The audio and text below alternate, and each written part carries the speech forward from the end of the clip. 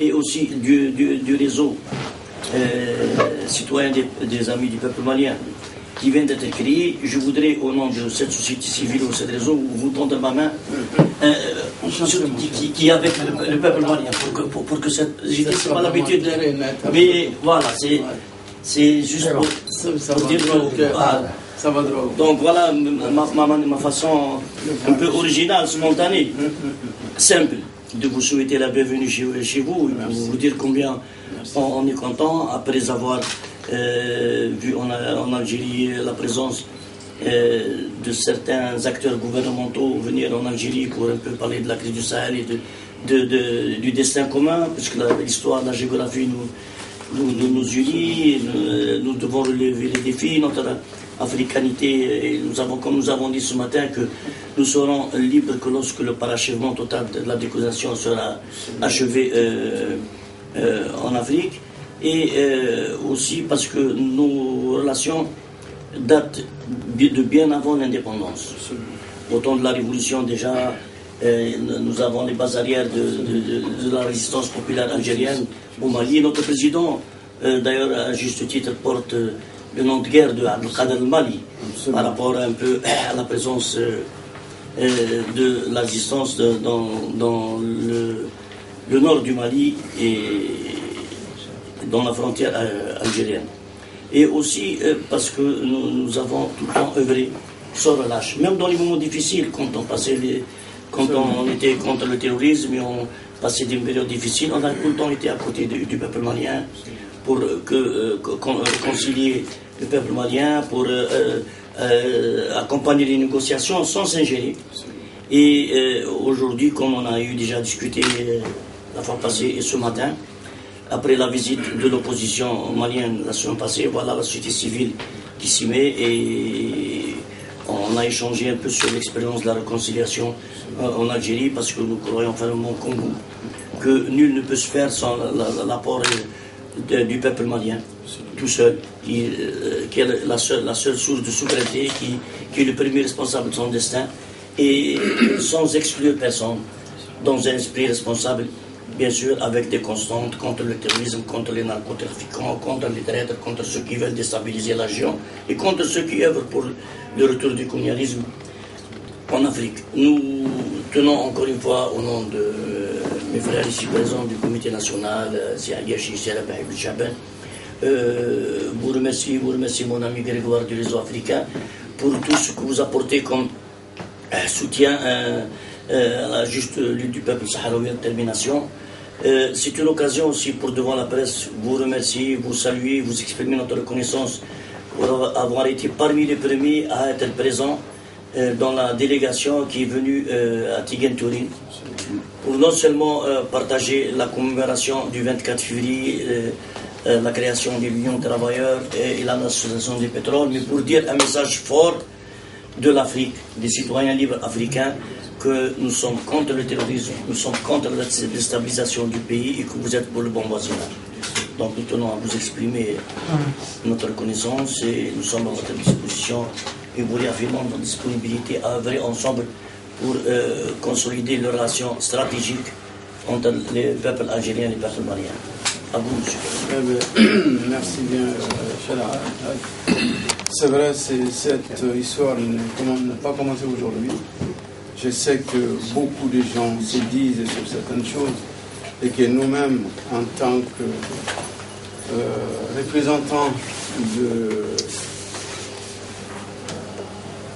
des citoyens maliens, sans être vraiment des représentants de l'État malien, des représentants d'un parti quelconque, la société civile a un rôle déterminant. Cet rôle est de quoi? C'est de la cohabitation, surtout le peuple dans le Sahara.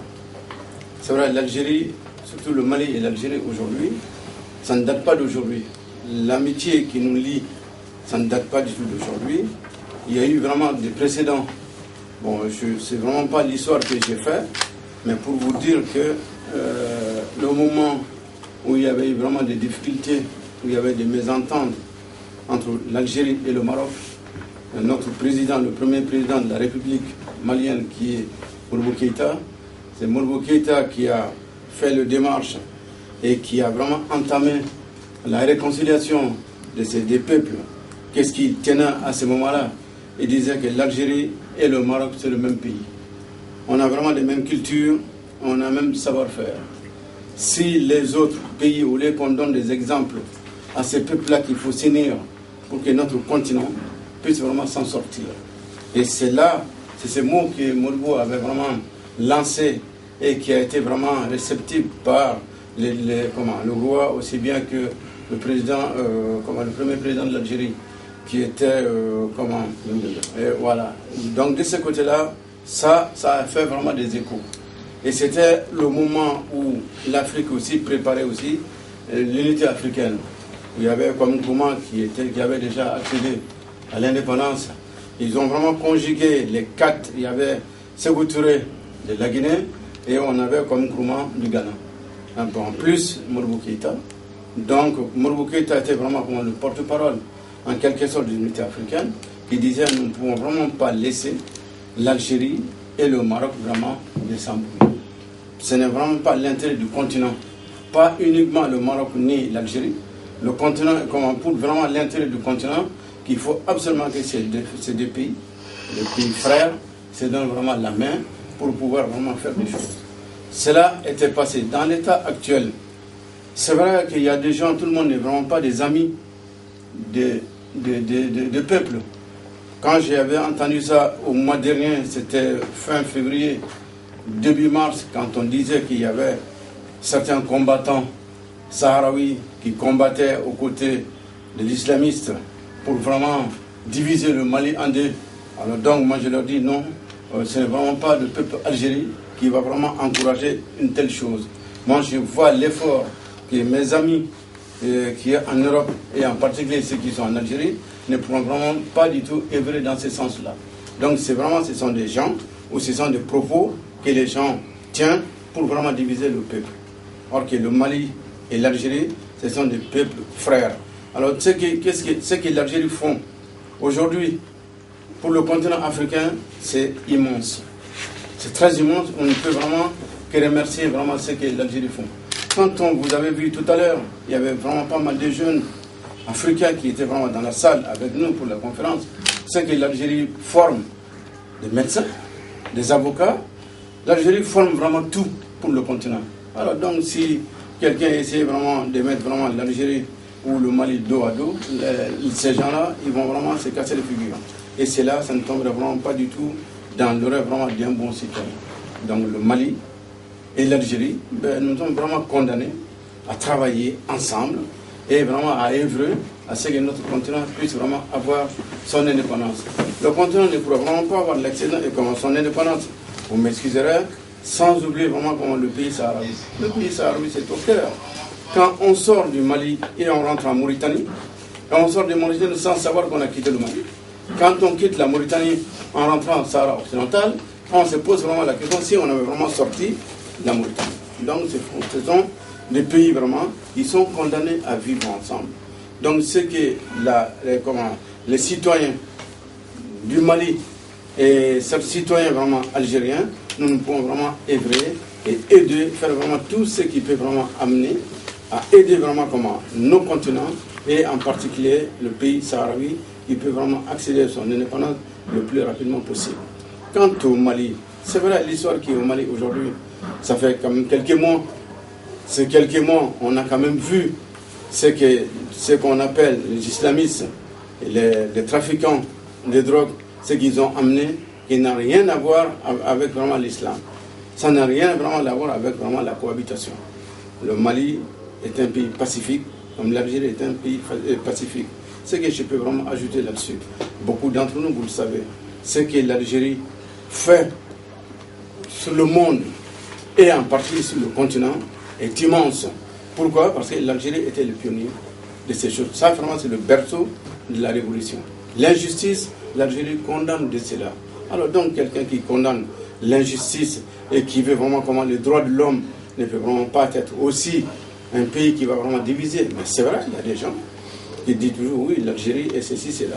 Moi, je me rappelle quand, il y a 3-4 ans, quand le Mali, le Niger, l'Algérie et la Mauritanie on a vraiment créé un comité de réflexion concernant le problème qui est posé vraiment au Sahara, au Sahel. Et on a vu ce que ça passait. Il y a eu quand même des gens qui ont essayé vraiment d'infiltrer un petit peu partout, essayer vraiment de mettre les gens au dos à dos, en disant oui, le peuple algérien ne veut vraiment pas du tout qu'on en discute ce problème-là. Pourquoi? Parce que leur intérêt est que ces pays ne soient vraiment pas tranquillisés. Ok, ça c'est faux. Ce sont vraiment des choses qu'il faut vraiment condamner et que nous autres, en tant que vraiment comme des sociétés civiles et en tant que doyens vraiment comme de représentants vraiment comme du Mali, mais moi je mettrai tout à ce que ces pays puissent vraiment parler de même voix et combattre même ennemis pour qu'on puisse vraiment aller de l'avant. Si vous avez des questions... Voilà, il m'a demandé, donc je pense que c'est mieux. Puisque nous sommes déjà rencontrés ce matin et on a travaillé hier. Donc cette rencontre, c'est juste les fraternels pour un peu faire un peu